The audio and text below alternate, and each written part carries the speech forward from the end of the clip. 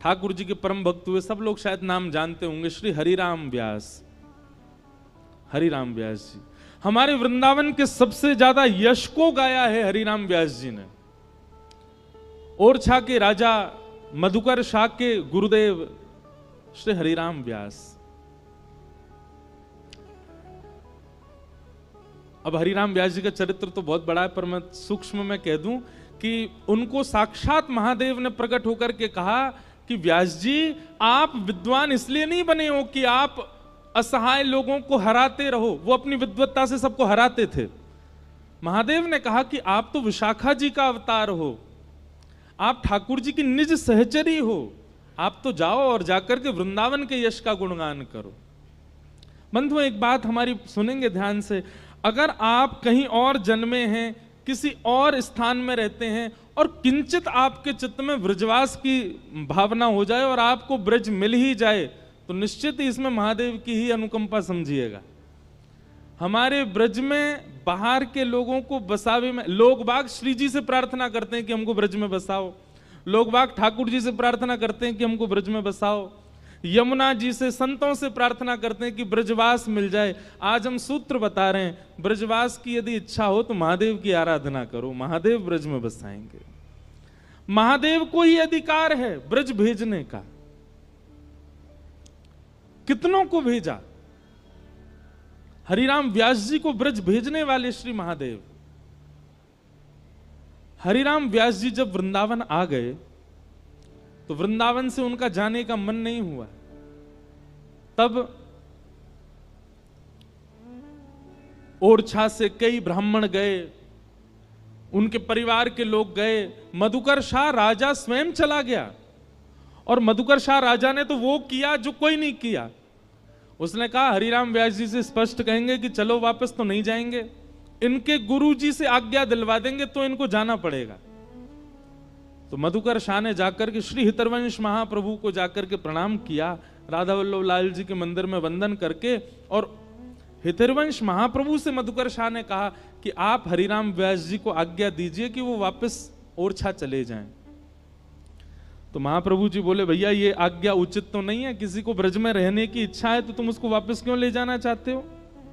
मधुकर शाह बड़े चतुर थे, उन्होंने कहा देखिए हरिराम व्यास अकेले वृंदावन में रहेंगे तो अकेले का उद्धार होगा, पर हरिराम व्यास ओरछा में रहेंगे तो पूरे ओरछा का उद्धार होगा। तो एक का उद्धार अच्छा कि पूरे नगर का उद्धार अच्छा? तो हितरवंश महाप्रभु बोले भाई नगर का उद्धार अच्छा है।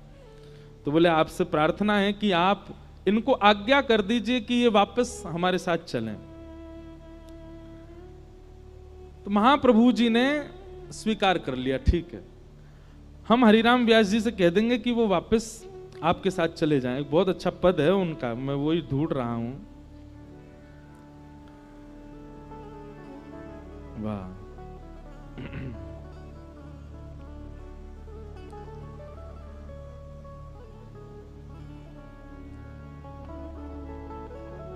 हितरवंश महाप्रभु जी ने ये विचार कर लिया कि आज हरिराम व्यास जी आएंगे तो हम उनको आज्ञा कर देंगे तुम वृंदावन छोड़ करके वापस ओरछा चले जाओ। हरिराम व्यास जी यहां निधिवन में स्वामी श्री हरिदास जी को और बिहारी जी का दर्शन करके वापस आ रहे थे। उनके किसी मित्र ने बीच रास्ते में जाके कहा बोले व्यास जी आज हितरवंश महाप्रभु के पास आप मत जाइएगा। बोले क्यों, गुरुदेव के पास क्यों नहीं जाएं? बोले क्योंकि आप गए तो वो सीधे आज्ञा करेंगे कि आप ओरछा चले जाओ और उनकी आज्ञा आपको माननी पड़ेगी। क्यों? पूरा बात बता दी मधुकर शाह ने, आके उनसे कह दिया है आदि आदि बात। ये बात सुनते ही श्री हरिराम व्यास जी गिर पड़े पृथ्वी पर और वृंदावन की रज को अपने तन से लगा करके, वहां के वृक्षों को अपने हृदय से लगा लगा करके खूब रोए और रोते रोते वृंदावन से कहने लगे हमने निश्चित ही कोई अपराध कर दिया होगा जिसके कारण वृंदावन हमको बाहर जाने के लिए आज्ञा कर रहा है। और हरिराम व्यास जी ने यह तक स्थिति कर ली कि महाराज काली पोतली, पूरे मुंह पे काजल लगा लिया, और कई लोग तो ऐसा कहते हैं कि काजल लगा के गधा पे बैठ गए और पूरे वृंदावन में घूमने लगे। ऐसी उनकी स्थिति हो गई कि वे अपने वश में नहीं थे। किसी ने पूछा, बोले व्यास जी ये मुंह पे कालीत पोत के आप इस प्रकार इस जानवर पे बैठ के क्यों घूम रहे हैं? तो हरिराम व्यास जी बोले, वृंदावन त्याग के जिसको जाना पड़ता है उसको ऐसे ही जाना चाहिए, क्योंकि सौभाग्य से मिलता है वृंदावन। और कोई वृंदावन छोड़ रहा है तो उसकी स्थिति तो यही होनी चाहिए कि वो किसी को मुंह ना दिखावे, वो ऐसे वाहन पे बैठ के ही डोले। ऐसे विचलित से हो गए हरिराम व्यास जी।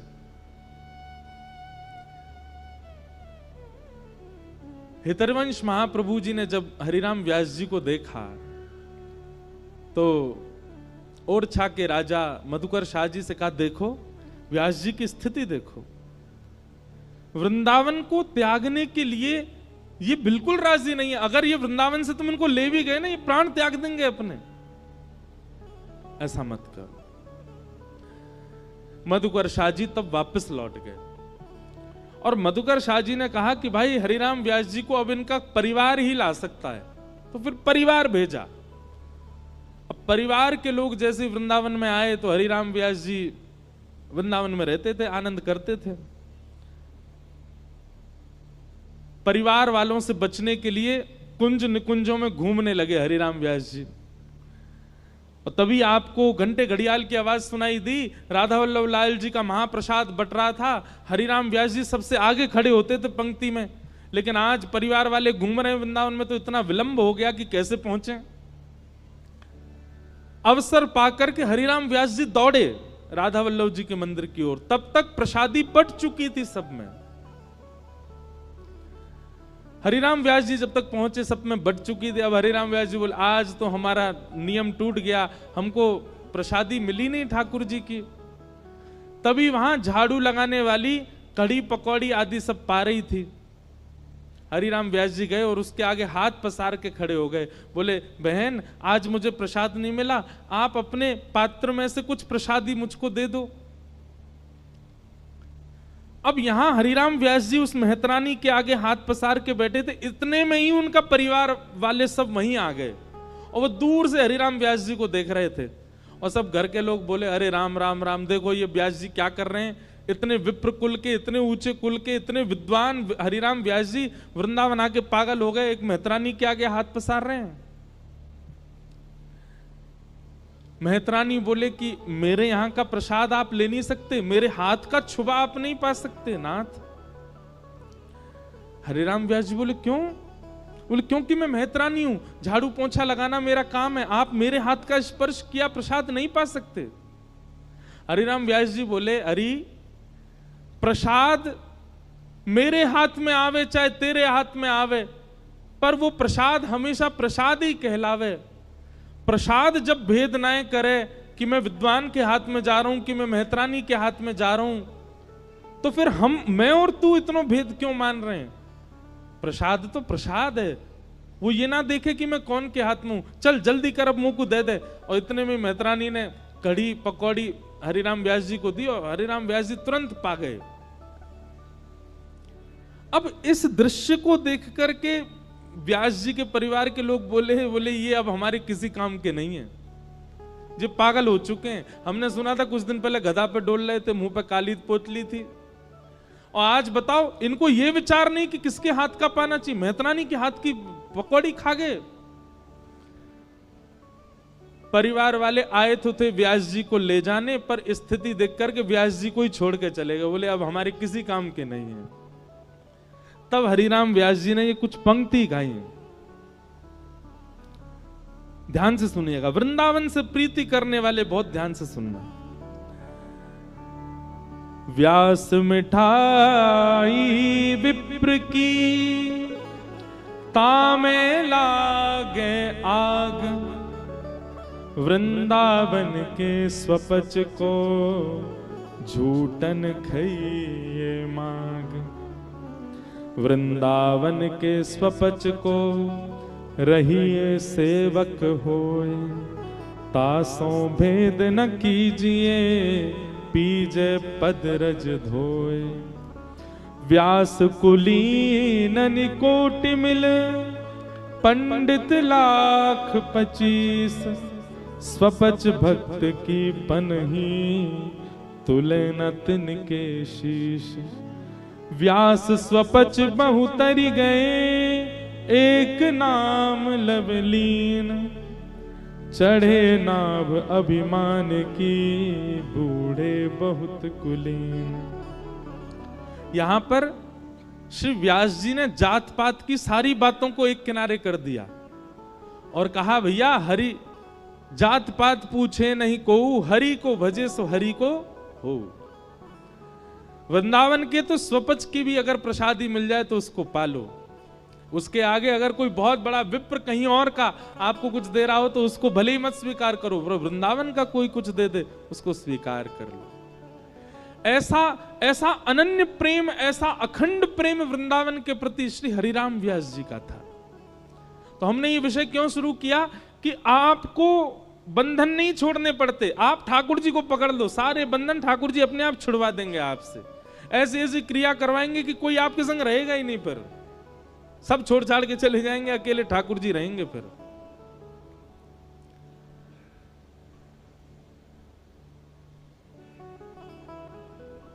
पूरे ब्रजमंडल में अब सबन को लगवे लगी कि नंद बाबा के लाला होएगो। और आज सवेरे नंदा सुनंदा ने जैसे ही जाय करके देखी, यशोदा मैया के बगल में नेक सो नीलमणि जैसो लाला सोयो है। आहा, पूरे ब्रजमंडल में हल्ला कर दियो, है गयो है गयो है गयो है गयो। रास्ता में रोक रोक के सब पूछे कहां भयो, बोले अब तो है गयो। बोले भयो कहा, बोले है गयो। सब नंदा सुनंदा के पीछे दौड़ रहे हैं, कहां भयो कहां भयो कहां भयो। नंदा सुनंदा दौड़ी दौड़ी नंद भवन की गौशाला में गई और गौशाला में जाकर के नंद बाबा से बोली, बाबा है गयो है गयो है गयो है गयो। बाबा बोले कहा भयो, बोले आपने इतने ब्रजवासी जमाए, यमुना जी की सेवा करी, ब्राह्मणन को इतना प्रसन्न कियो, इन सबन के फलस्वरूप आपके घर नीलमणि जैसो लाला भयो है। यह बात सुनकर के नंद बाबा अति प्रसन्न हो गए। खूब ब्राह्मणों को दान दिया, ब्रजवासियों को दान दिया, गैयाओं का पूजन किया। लाला से अभी तक मिले नहीं है नंद बाबा, पहले गए ब्राह्मणों के पास, उनको दान करके आए, ब्रजवासियों को बहु सामग्री लुटा के आए, यमुना जी का पूजन किया, गैया का पूजन किया, तब जाकर के लाला से मिले। सब ब्रजवासियों को जैसे ही पता चला, सब ने जाकर के नंद भवन को घेर लिया। सब गा रहे हैं, हो जुग जुग जीवेरी यशोदा मैया तेरो ललना, जुग जुग जीवेरी यशोदा मैया तेरो ललना। अरे जुग जुग जीवेरी यशोदा मैया तेरो ललना।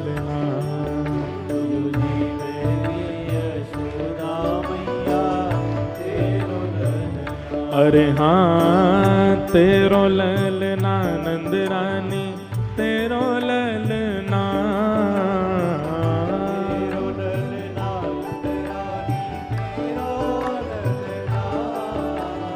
तेरो ललना महारानी तेरो ललना। गाओ भाव से, ओ जुग जुग जीवेरी यशोदा मैया तेरो ललना, जुग जुग जीवेरी यशोदा मैया तेरो ललना। अरे जुग जुग जीवेरी नंद रानी मैया तेरो ललना, जुग जीवेरी नंद रानी मैया तेरो ललना।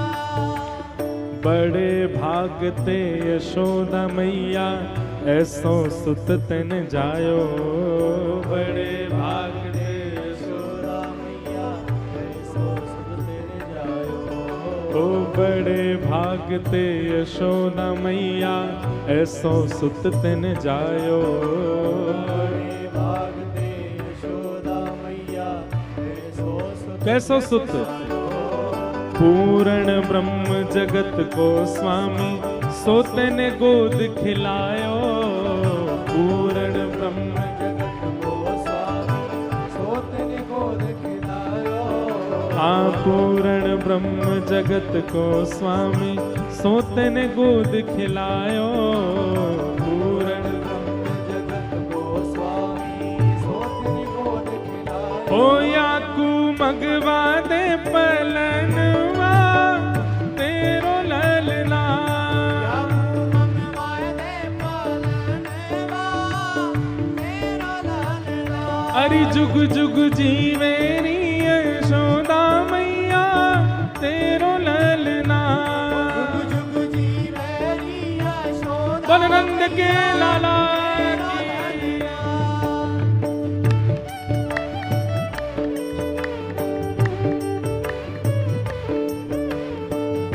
कृष्ण कन्हैया लाल की।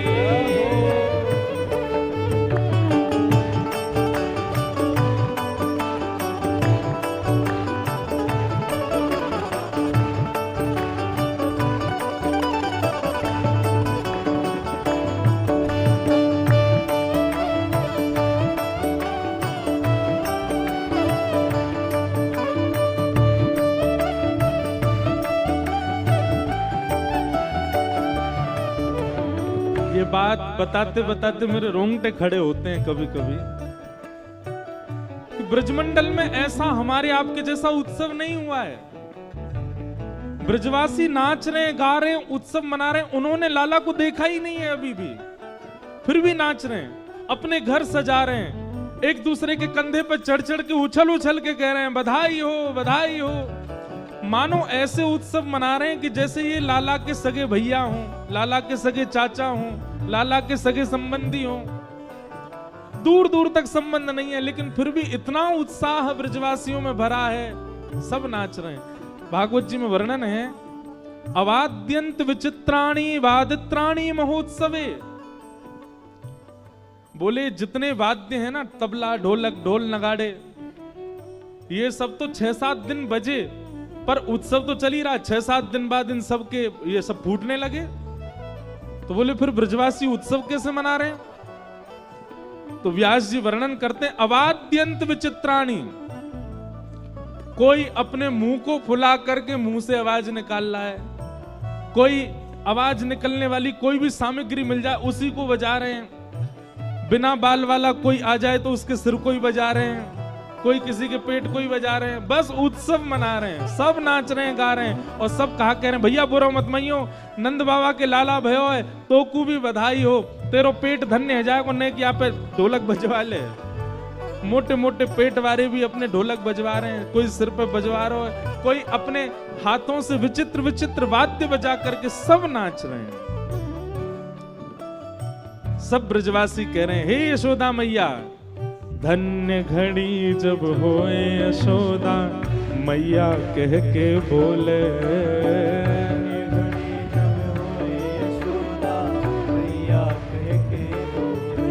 हे मैया अभी तो तुम्हारो लाला भयो है, लेकिन वह घड़ी की हम प्रतीक्षा कर रहे हैं जब ये मैया मैया कह के बोले करेगो, कितना सुंदर लगेगो। धन्य घड़ी जब होए यशोदा मैया कह के बोले। धन्य घड़ी जब होए यशोदा मैया कह के बोले। हाँ धन्य घड़ी जब होए यशोदा मैया कह के बोले। धन्य घड़ी जब होए यशोदा मैया कह के बोले। और नूपुर बांध दो चरणन में घुटमन घुटमन डोले। नूपुर बांध दो चरणन में घुटमन घुटमन डोले। हाँ नूपुर बांध दो चरणन में घुटमन घुटमन डोले। नूपुर बांध दो चरणन में घुटमन और डोले। हो पकड़े बाबा की उंगरिया तेरो ललना। पकड़े बाबा की उंगरिया तेरो ललना। हाँ पकड़े बाबा की उंगरिया तेरो ललना। पकड़े बाबा की उंगरिया तेरो ललना। अरे जुग जुग जीवेरी यशोदा मैया तेरो ललना। जुग जुग जीवेरी यशोदा मैया तेरो ललना। अरे हाँ तेरो ललना नंद रानी तेरो ललना। तेरो ललना नंद रानी तेरो ललना। ओ तेरो ललना महारानी तेरो ललना। तेरो ललना महारानी तेरो। जय हो। जुग जुग जी मेरी यशोदा मैया तेरो ललना। जुग जुग जीवेरी यशोदा मैया तेरो ललना। हाँ जुग जुग जी मेरी नंद रानी मैया तेरो ललना। जुग जुग जीवेरी यशोदा मैया तेरो ललना। हे नंद घरा नंद भयो। कन्हैया लाल की। नंद घरा नंद भयो। कन्हैया लाल की। श्री यशोदा के लाला भयो। कन्हैया लाल की। हे जग प्रतिपाल भयो। कन्हैया लाल की। प्यारो राधा रमण लाल भयो। कन्हैया लाल की। प्यारो राधा वल्लभ लाल भयो। कन्हैया लाल की। हे नंद घरा नंद भयो। कन्हैया लाल की। हे नंद घरा नंद भयो। कन्हैया लाल की। हे नंद घरा नंद भयो। कन्हैया लाल की। आनंद घरा नंद भयो। कन्हैया लाल की। बोल नंद के लाला की। सब ब्रजवासी नाच रहे हैं गा रहे हैं उत्सव मना रहे हैं आनंद कर रहे हैं। नंद जी के घर लाला भयो है।